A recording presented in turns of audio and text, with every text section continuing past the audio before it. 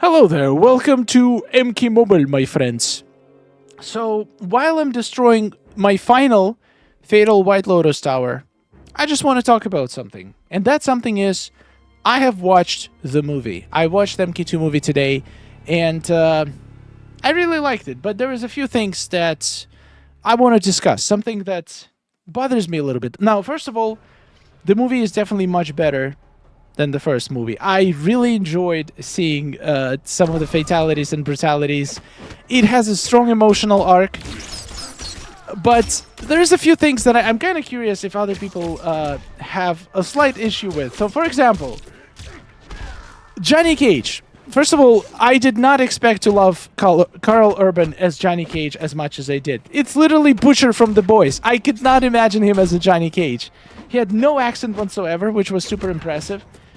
But one thing I felt like they downplayed the character of Johnny Cage. Like, Johnny is far more cocky. He is far more in your face. He is lewd. He is downright disgusting sometimes. So, yeah, I was surprised that they made him like an actually... Like, he had a little bit of an ego, but he wasn't like as crazy as the Johnny Cage from the games. I would love to see more of that. I feel like Johnny, he needs to be more over the top. He needs to be more crazy. Die. Okay, good. He dead. Also, I would love to get a little bit more romance between Johnny and Sonya. There was none. There was none of it. By the way, sorry for a late warning. There's going to be some spoilers in this video. If you haven't watched the movie yet, and you don't like being spoiled, too bad. you have a warning. Yeah, there was no chemistries whatsoever. Nothing between Liu Kang and Kitana. Nothing between...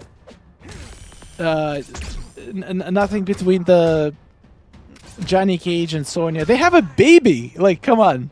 How are you gonna make a baby when they barely even looked at each other? Yeah, for me, the biggest lacking from this movie was Johnny Cage's personality. They did not do him justice. They made him way too tame. And I hope they can fix it in the next movie if it ever comes. Another thing, Kano, a good guy in the end? That was kind of crazy. Like, I feel like it's a little bit too fairy tale-y. I think Kano shouldn't have been good because he is not really... I don't think he's ever been good in any of Mortal Kombat spin-offs or anything like this. So it was a little... I don't hate it. But it's definitely creative liberty there. Shang Tsung was... Oh my god, Quan Chi looked so ridiculous. It was funny. Another gripe. Scorpion barely had any playtime. We see a little bit of Scorpion in the end, and he's barely part of the story. And yet we're getting MK2's Scorpion skin, which looks exactly like MK1 Scorpion. Am I crazy? It's exactly the same character. I mean, I guess we didn't have MK1 movie Scorpion, but like, it's just Hanzo. He doesn't need a skin. Come on, Gameloft. Sorry, NetherRealm. You know what my favorite thing about the movie was? It's Baraka. I think the Baraka is... The personality, the expressions, everything about Baraka was so good. I know it might sound weird because I just said that some of the characters are not true to their lore, but Baraka being cute and like that curious personality, that little sass, and his face, the way he smiled, like I don't know. Baraka was my favorite character in the entire movie. It was just good.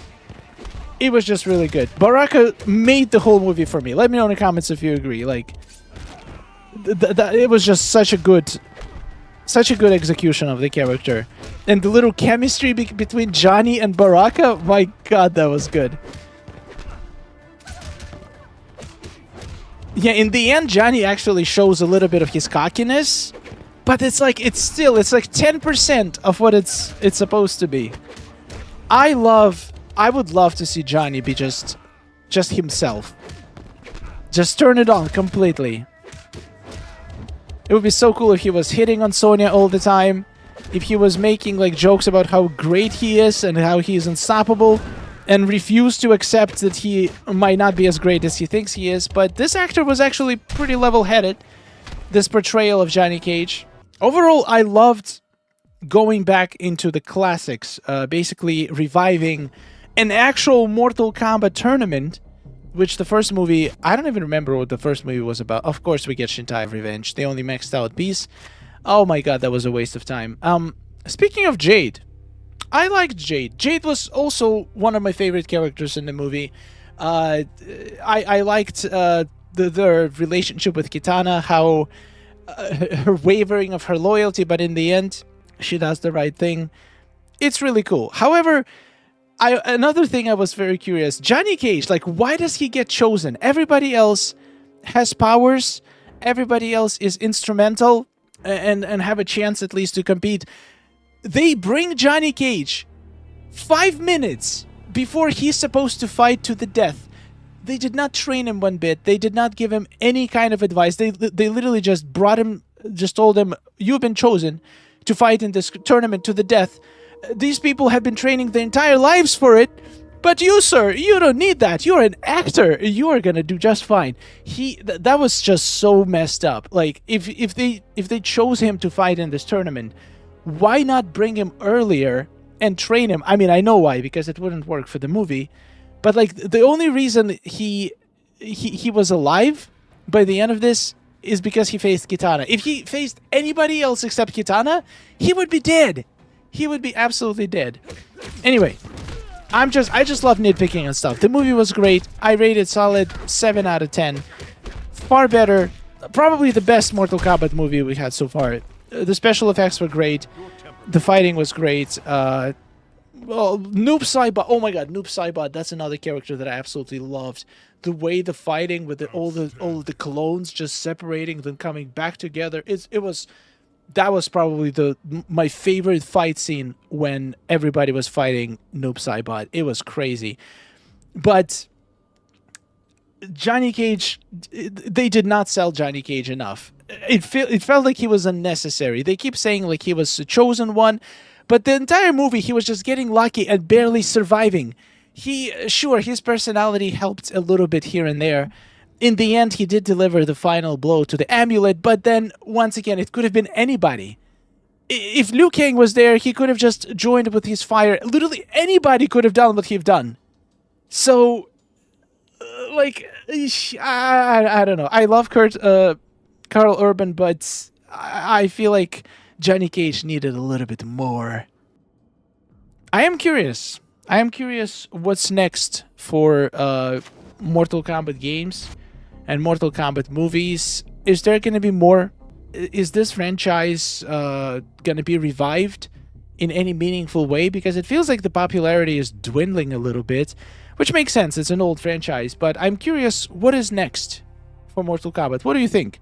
Are we going to see the next game soon? Are we going to see another movie maybe in a couple more years? And if we do, what is it going to be about? I think the biggest issue with Mortal Kombat is now they ran out of things to do. They had so many original characters, then they even introduced children of the original characters, and then they realized we just can't keep doing this over and over again. So they kind of spun off an entire Ultimate timeline so they could just reuse the same characters in a different context. But like, how do you keep going from there? What do you do next? How do you make the story feel interesting and new and exciting while still maintaining some of the classic characters, maybe introducing new characters? I feel like this game needs more characters. I think Johnny and Sonya having a kid, Cassie, then we have new generation. We had Takeda, we have Kunjin. I think that was great. I think MKX story was one of my favorite Mortal Kombat stories we've ever had. And we need more of this. We can keep the classics, keep rotating the classics. So, for example, in the next game, we can bring back some other characters that haven't been brought back in a while, and then introduce some new ones. They could be children of some of the new characters. They could be grandchildren. They could be just new people that just got introduced into this universe by other means. Just like in the first scenario, how the people were introduced. just, I don't know, bring back the Mortal Kombat tournament and Earthrealm needs to find a whole new cast of fighters, something like that. I don't know. I feel like there is potential. And I'm glad to see that this movie is better than the previous one, but I want the third movie, MK3, to be even better than the second one. And also we need Johnny Cage, who is not afraid to push boundaries. They made him way too PG. Come on, like, I know, it's my biggest gripe. Johnny Cage was too PG for my liking. Which is kind of crazy, because Kano wasn't PG at all. He was what you expect from Kano, like, really great portrayal.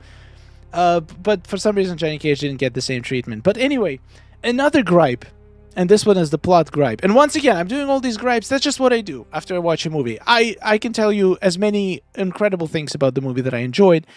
But, so the final fight scene, huge spoiler, by the way. If you haven't watched it, just click away.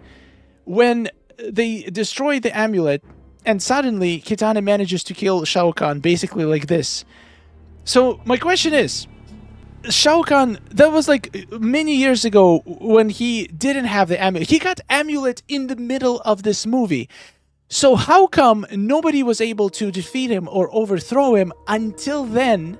And then suddenly, when he faces people who actually can, he has this amulet that makes him immortal and heal him all the time. So how convenient. Nobody challenges him. Nobody powerful enough to defeat him challenges him until he gets this amulet.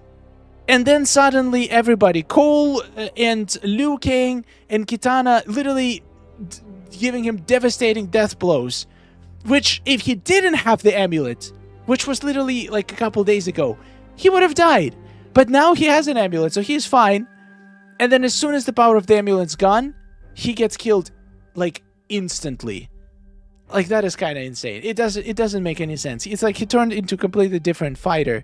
He was dominating before.